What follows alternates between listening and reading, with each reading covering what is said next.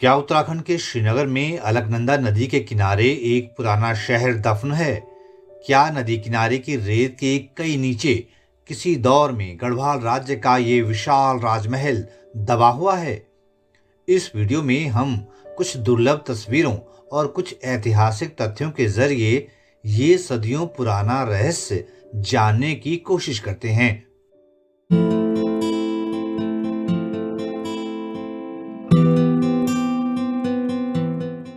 दोस्तों नमस्कार, मैं मनु पवार। स्वागत है आपका मेरे YouTube चैनल पर। इस वीडियो में मैं जिस रहस्य की बात कर रहा हूं वो आज के उत्तराखंड के पौड़ी गढ़वाल जिले के श्रीनगर से जुड़ा किस्सा है।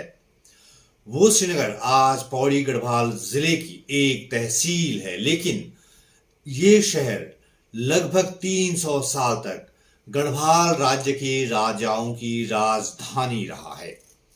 बाद में नेपाल से आए गोरखाओं ने यहां हमला किया और करीब 12 साल तक यहां से अपना बर्बर शासन चलाया। बाद में कुछ समय अंग्रेजों ने भी इसी श्रीनगर से राज का चलाया। अलकनंदा नदी के किनारे बसे श्रीनगर शहर की नियति ये रही दोस्तों कि ये शहर भी दिल्ली की ही तरह कई बार उजड़ा, टूटा, बहा और बसा है। दोस्तों, श्रीनगर गढ़वाल की हैरान करने वाली दास्तान की एक गवाह है ये तस्वीर। ये कभी श्रीनगर में गढ़वाल राज्य के राजाओं का विशाल राजमहल हुआ करता था, लेकिन 19वीं सदी की शुरुआत में श्रीनगर शहर पर बहुत बड़ा वज्रपात हुआ। ये 1 सितंबर सन 1803 की बात है, जब हिमालयी इलाके में इतना जबरदस्त भूकंप आया कि राजधानी श्रीनगर में भारी तबाही मची। पवार राजवंश के राजाओं के विशाल और सुगढ़ पत्थरों से बने इस राजमहल को बहुत नुकसान हुआ। जो मंदिर बनाए गए थे वो भी ध्वस्त हो गए। पुराने मंदिरों में सिर्फ शंकर मठ, कमलेश्वर मंदिर और गुरु गोरखनाथ गुफा ही बच पाए। 1803 में श्रीनगर गढ़वाल में आए उस भूकंप के दौर के चश्मदीद और गढ़वाल राजदरबार के तत्कालीन कवि, चित्रकार, दार्शनिक मौलाराम ने भी उन हालातों पर लिखा है। 60 साल भूकंप ही भयो, शहर बाजार महल सब ढयो, मरे हजारों गढ़ के माही, खबर गई कांतिपुर ताई। मौलाराम के काव्य में कांतिपुर यानी काठमांडू का जिक्र इसलिए आया है क्योंकि जब गढ़वाल भूकंप से तहस नहस हो गया था, उसी दौरान नेपाल से गोरखा सेना ने गढ़वाल पर आक्रमण कर दिया था। वो क्रूर समय गोरखैली के नाम से जाना जाता है। British army officer captain F.V. रेपर ने 1803 के उस भूकंप के 5 साल बाद यानी 1808 में खुद अपनी आंखों से तबाह हुए श्रीनगर के हाल देखे तो उसने लिखा, श्रीनगर का शहर प्रायः सारा ध्वस्त हो गया। 5 में से किसी एक घर में कोई रहता था, नहीं तो सारे के सारे खंडहर हो गए थे। राजा का महल रहने लायक नहीं रह गया था। भूकंप के झटके कई महीने तक आते रहे। कहा जाता है कि कितनी ही धाराएं सूख गईं और दूसरी जगहों में कितने ही नए चश्मे यानी स्रोत निकल आए। उस भयानक भूकंप से पहाड़ टूट टूट कर कितने ही समूचे गांव दब गए। उसके पश्चात 20 या 15 सैकड़े से अधिक लोग नहीं बचे होंगे। जो बचे वो भी घरबार विहीन हो गए। अन्न का अभाव था, जहां देखो तहां हाहाकार। 51-52 संवत में घोर अकाल पड़ा, जो 51-52 नाम से गढ़वाल में प्रख्यात है। दोस्तों, एक समय गढ़वाल ने बहुत बुरा समय देखा। भूकंप, बाढ़, अकाल, महामारी, वक्त वक्त पर ऐसी आपदाएं आती रहीं। लेकिन श्रीनगर गढ़वाल जो है वो उस पर 19वीं सदी बहुत भारी गुजरी।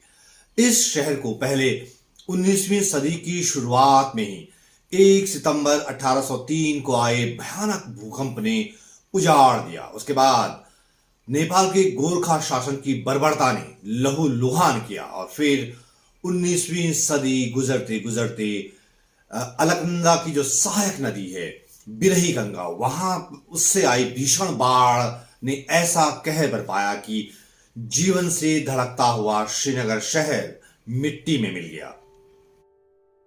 सन 1894 का साल ऐसा था कि तब के श्रीनगर शहर का नामो निशान ही मिट गया। तब हिमालयी इलाके में गौनाताल झील के टूटने से बिरही गंगा नदी में प्रलयंकारी बाढ़ आ गई, जिसमें श्रीनगर में अलकनंदा नदी किनारे बना ये 4 मंजिला राजमहल पूरी तरह बाढ़ और मलबे में समा गया। जहां वो पुराना श्रीनगर शहर और राजा का भव्य महल डूबा है, उसके ऊपर आज श्रीनगर में एसएसबी परिसर, पॉलिटेक्निक, भक्तियाना जैसे इलाके बसे हुए हैं। ऐसा माना जाता है कि यहीं अलकनंदा नदी के किनारे की जमीन पर एक भरा पूरा इतिहास कई गहरे दबा हुआ है। 1894 में बिरही गंगा की वो बाढ़ उसी तरह की आपदा थी जैसे साल 2013 में केदारनाथ के पास झील टूटने से आपदा आई थी। इत्तेफाक देखिए कि 2013 में केदारनाथ आपदा के दौरान श्रीनगर शहर का जो हिस्सा कई फीट ऊंचे मलबे में दब गया था और जहां सबसे ज्यादा तबाही मची थी, 1894 की बाढ़ में भी वहीं सबसे ज्यादा तबाही मची थी। वो इलाका है आज का एसएसबी वाला, आईटीआई, पॉलिटेक्निक वाला इलाका, जो कि अलकनंदा नदी के नजदीक है। तब पुराना श्रीनगर इसी इलाके में बसा हुआ था। यही राजमहल था, यही गढ़वाल राज्य की राजधानी थी। श्रीनगर का वजूद मिटा देने वाली 1894 की बाढ़ से कई दशक पहले भूकंप से खंडहर हुए राजमहल की तस्वीरें भारतीय भूविज्ञान सर्वेक्षण के पास आज भी सुरक्षित हैं। अब ये तस्वीरें ही उस विशाल राजमहल की आखिरी निशानियां हैं, जो कि अलकनंदा नदी के किनारे कहीं रेत में दबा हुआ है। उस महल के अवशेषों को ढूंढने की कोशिशें हुई या नहीं, इसका पता नहीं है, लेकिन अगर ऐसी कोशिश की जाए तो मुमकिन है कि रेत के कई नीचे दफन उस धरोहर की कुछ निशानियां शायद मिल जाएं। आप ये 2 तस्वीरें देख सकते हैं।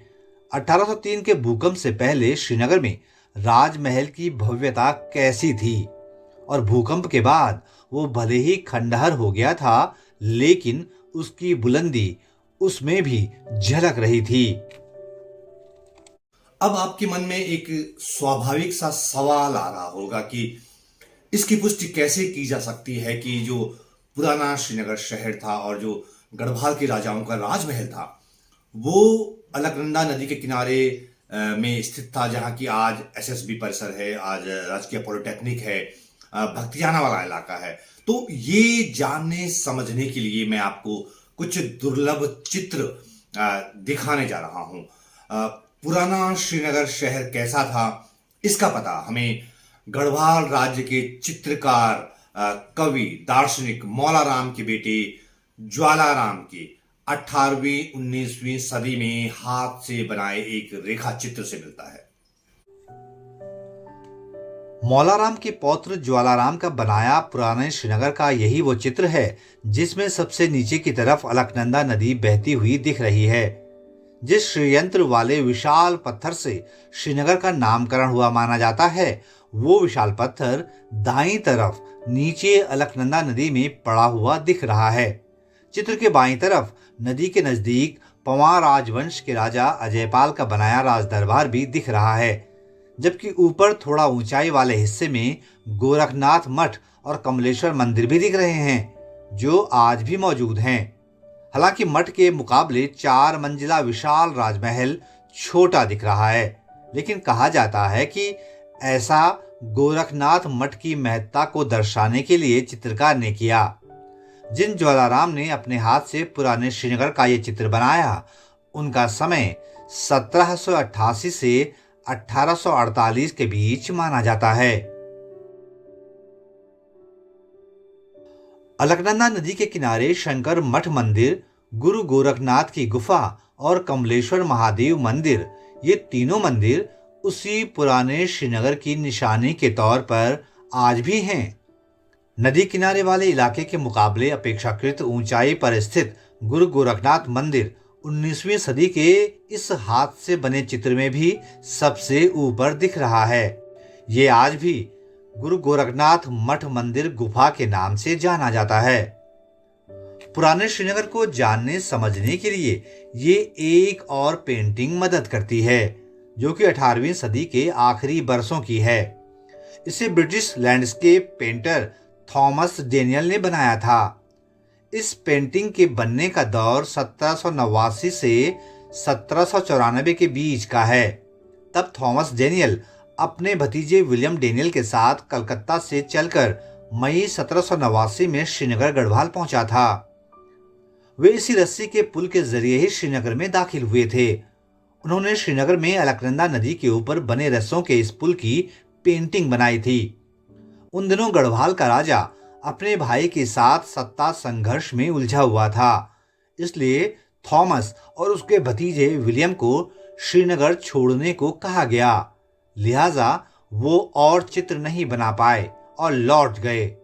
लेकिन इस एक पेंटिंग से तब के श्रीनगर को समझा जा सकता है। लेकिन ब्रिटिश थॉमस डेनियल की पेंटिंग और गढ़वाल राजदरबार के राजकवि चित्रकार मौलाराम के बेटे ज्वालाराम के हाथ से बनाए स्केच को देखेंगे तो दोनों में ढुमकी की टापू नुमा चट्टान नजर आ रही है। अलकनंदा नदी भी दोनों में ही दिखती है। राजमहल भी दिख रहा है। डेनियल ने वो पेंटिंग ऋषिकेश वाली साइड से बनाई है, जबकि ज्वालाराम ने नदी के दूसरी पार श्रीनगर के ठीक सामने से बनाई। श्रीनगर से पहले गढ़वाल राज्य की राजधानी श्रीनगर के ऊपर चोटी पर स्थित देवलगढ़ में थी, लेकिन पंवार वंश के बेहद पराक्रमी और शक्तिशाली माने जाने वाले राजा अजयपाल ने इसे श्रीनगर शिफ्ट किया था। कहा यह भी जाता है कि राजा ने अपनी जो महल है उसकी नींव के चारों कोनों में विशाल पत्थर खुद अपने हाथ से उठा कर रखे थे।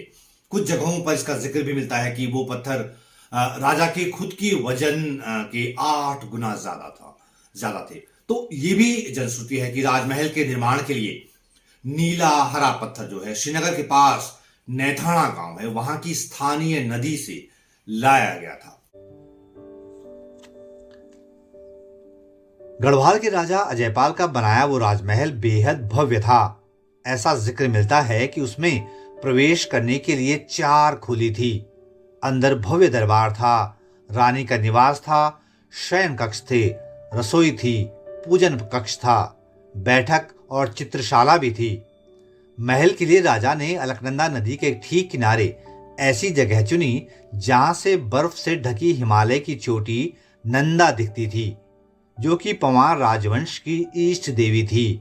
कहा जाता है कि 17वीं सदी के मध्य में जब आगरा के किले से दारा शिकोह का बेटा शहजादा सुलेमान शिकोह औरंगजेब से बचते बचाते शरण लेने श्रीनगर में गढ़वाल के तत्कालीन राजा पृथ्वीपति शाह के पास पहुंचा तो दूर से ही भव्य राजमहल को देखकर उसकी आंखें चौंधिया गई।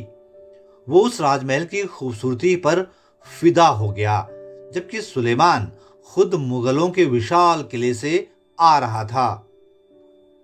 लेकिन समय का चक्र देखिए कि उस राजमहल का आज नामो निशान तक नहीं है, जबकि शंकर मठ, गोरखनाथ गुफा मठ आज भी सुरक्षित हैं।